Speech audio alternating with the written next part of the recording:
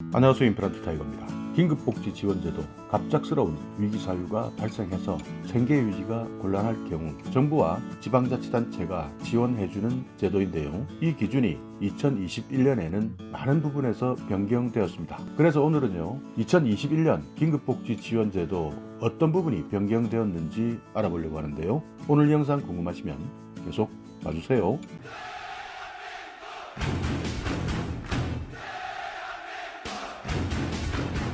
네, 갑작스럽게 주소득자가 사망하거나 가출하거나 행방불명되거나 이런 이유 때문에 소득이 없어져 버리면 나머지 남아있는 사람들은 그야말로 생사의 기로에 처할 수밖에 없습니다. 또 부상을 당하거나 또는 최근에는요, 코로나19 때문에 휴업하거나 폐업하신 입장에서도 생존의 갈림길에 설 수밖에 없는데요. 이렇게 갑작스런 생존의 위협에 처했을 때 지원받을 수 있는 제도가 긴급복지지원제도인데요. 생계비는 4인 가구를 기준으로 했을 때 126만 6,900원, 이것을 6번까지 지원받을 수 있고요. 의료비 같은 경우에는 300만원 이내에서 최대 2번까지 지원받을 수 있고, 주거비 같은 경우에는 대도시 4인 기준 64만 3천원 이내에 최대 12번까지 지원받을 수 있습니다. 복지시설을 이용하시는 분은 145만원 이내에서 6회까지 지원받을 수 있고요. 교육비는 초, 중, 고 이렇게 나눠져 있는데요. 수업료나 학비 지원으로 최대 4회까지도 지원받을 수 있습니다. 이렇게 갑작스러운 위기 상황이 발생했을 때 지방자치단체와 정부로부터 받을 수 있는 긴급복지지원금 외에도요, 민간단체나 민간기관에서 연계해서 지원되는 긴급지원 프로그램도 있는데요. 사회복지공동모금회, 대한적십자사 또는 일반 기업의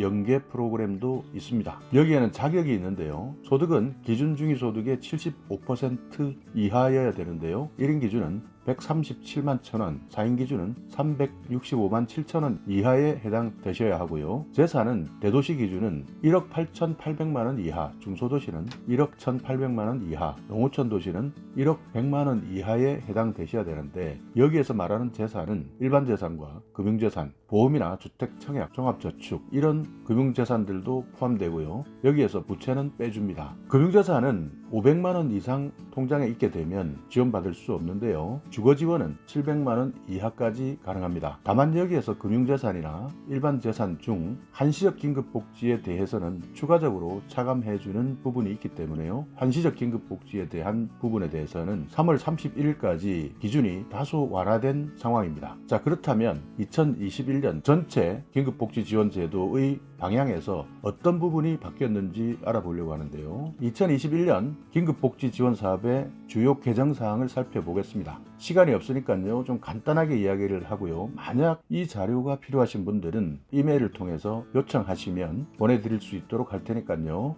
주요 개정사항에 대한 흐름만 알려드리도록 하겠습니다. 자, 먼저 긴급지원의 기본 원칙인데요. 추가 1일 이내에서 총 48시간 이내 우선 지원을 신속하게 실시한다 하는 내용이 지원 결정의 1일, 추가 2일 이내 이렇게 총 72시간 내에 지원을 할 수 있다, 이렇게 시간이 조금 더 늘어났는데요. 최근에 코로나 상황을 반영한 조치입니다. 그리고 이번에 신설된 내용인데요. 생계비나 시설 이용, 연료비를 지원받으시는 분들이 현재까지 원칙은 1개월이 원칙이었는데요. 시군구청장이 결정하면 추가 2개월까지 연장할 수 있고요. 긴급지원심의위원회를 통해서 추가 3개월까지 더 연장할 수 있다는 내용이 신설되었습니다. 주거지원은 원칙은 한 달, 시군구청장이 결정하면 추가 2달, 심의위원회를 통해서는 9달까지 총 12개월 지원받을 수 있고요. 의료지원, 교육지원은 원칙은 한 번이지만 심의위원회를 거쳐서 추가 1회, 교육지원 같은 경우에는 추가 3회까지도 지원 가능하도록 신설했습니다.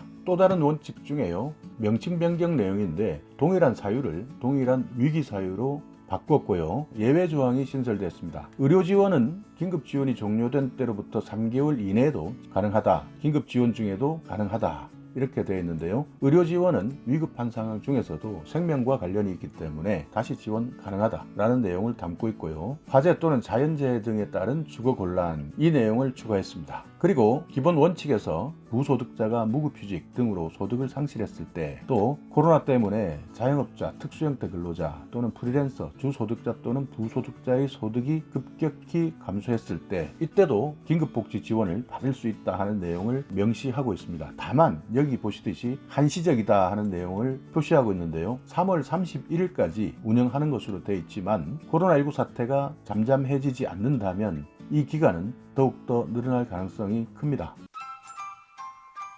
또 하나는 부가급여는 주급여 지원가구를 대상으로 해당 사항이 있을 때 추가적으로 지원해 왔는데요. 변경 후에는 주급여와 병행 지원이 가능하지만 반드시 지원해야 되는 것은 아니고 예산 여건 등을 고려해서 지자체에서 병행 지원 여부를 결정할 수 있다. 이렇게 병행 지원을 하느냐 마느냐의 결정사항을 지자체의 권한을 더욱더 확대시켰습니다. 긴급지원기관을 보통 시군구청장 이렇게 이야기를 하는데요. 주민등록이 말소에 준하는 상태, 그리고 불가피한 사정 때문에 실거주지와 주민등록상 주소지가 다를 때 주민등록 확인이 불가능한 분, 이런 분들은 해당 시군구청장이 실거주지에 시군구청장에게 확인을 요청할 수 있도록 해준 것이죠. 또 하나는요, 시군구청장이 이 사업을 수행할 수 있는 담당 공무원을 지정하고 지정받은 공무원은 복지 관련 교육훈련을 받은 사람으로 한다라는 내용이 있었다면요, 긴급지원 담당 공무원은 사회복지 업무 3년 이상의 경력자로 배치한다는 내용이 추가되었습니다. 그러니까 최근까지 주민센터나 시군구청의 공무원들을 만났을 때 사회복지에 대한 행정 지식이 부족한 공무원들이 많고요. 그러다 보니 내가 모르니까 민원인들에게도 아는 범위 내에서만 대답을 하고, 복지에 대한 제도가 급격하게 변화하고 있는데 이것을 따라가지 못하는 공무원들도 많았죠. 그러다 보니 그런 제도 없습니다, 그런 공무원 오지 않았습니다, 유튜브 하는 사람들 다 거짓말입니다, 이런 식으로만 대응해도 민원인들 입장에서는 공무원들보다 더 지식이 부족하기 때문에 공무원들의 말을 들을 수밖에 없었죠. 그러다 보니 많은 분들이 피해를 보고 있었고, 공무원 입장에서는 별것 아닌 일이지만 실제 생존의 기로에 서 있는 민원인의 입장에서는 얼마나 큰 충격이었겠습니까? 그렇기 때문에 이런 사회복지 업무 3년 이상의 경력자로 긴급지원 담당 공무원을 배치하도록 한다 하는 내용은 잘 변경된 사항 같습니다. 또 하나,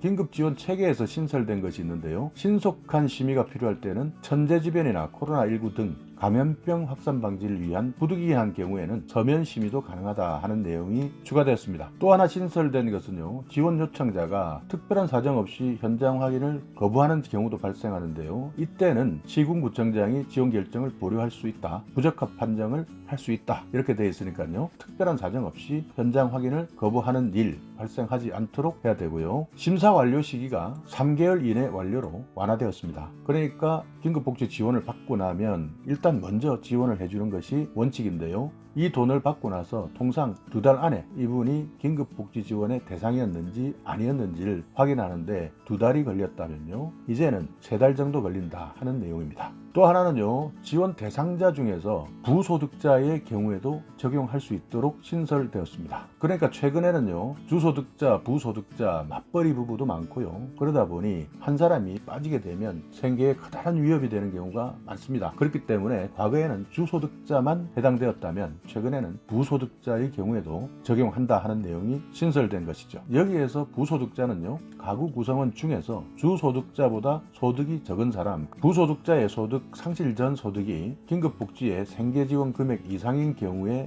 해당된다 하는 내용 기억해 두시기 바라겠습니다. 의료지원에서 과거에는 입원 또는 그에 준하는 정도의 질병 이렇게 되어 있지만요, 이번에는 입원 또는 수술이 필요한 질병 이렇게 바뀌었습니다. 휴업이나 폐업과 관련된 경우에 매우 복잡했는데요, 이것이 가구 구성원 중 주소득자가 1년 이상 영업을 지속하고 이후 휴업하거나 폐업 신고를 했을 때 이렇게 간단하게 바꿨고요. 신청 기준일도 긴급지원 신청일을 기준으로 했을 때 휴업이나 폐업 신고일이 12개월 이내일 경우에 해당된다, 이렇게 변경되었습니다. 그 밖에 보건복지부 장관이 정해서 고시하는 사유가 있는데요, 주소득자와 이혼한 때 여기에서는요, 이혼한 날부터 12개월 이내 이렇게 신설되었고요, 여기에서 주소득자와 이혼 소송 때문에 사실상 가족관계가 단절되어서 생계가 곤란한 경우도 포함되었습니다. 또 하나는요, 코로나 바이러스와 관련된 무급휴직자, 자영업자인 주소득자나 부소득자의 소득이 급격히 감소했을 때 특수형태 근로종사자나 프리랜서에 대한 내용도 자세하게 나와 있습니다. 자, 오늘 이렇게 2021년 긴급복지지원제도 주요 변경사항에 대해서 알아봤는데요. 더 자세한 내용을 원하시는 분들은 보내주신 이메일 주소로 원본을 보내드릴 수 있도록 하겠습니다. 자, 오늘 영상 여러분께 조금이나마 유익한 정보가 있었다면요, 오늘도 구독 그리고 좋아요 부탁드리겠습니다.